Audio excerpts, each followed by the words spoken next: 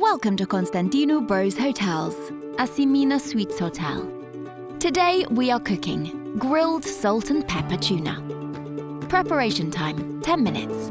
Cooking time 20 minutes.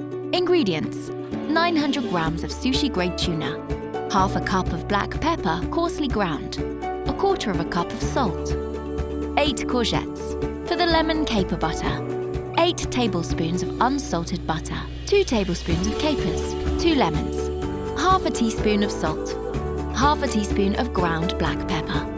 Method: to prepare the tuna, combine the pepper and salt in a small bowl and pour onto a clean dinner plate. Press each tuna steak into the mixture to coat evenly. To prepare the courgettes, preheat the skillet to medium. Brush with oil and sprinkle with salt and pepper. Add the tuna steaks to the skillet and sauté for 2 to 3 minutes on each side for medium rare. To make the lemon caper butter, add the lemon juice and capers to a small saucepan and add the butter. Cook for 2 minutes. Add salt and pepper and cook for 2 minutes to heat through. Top each plate of courgette with a tuna steak. Drizzle with lemon caper butter.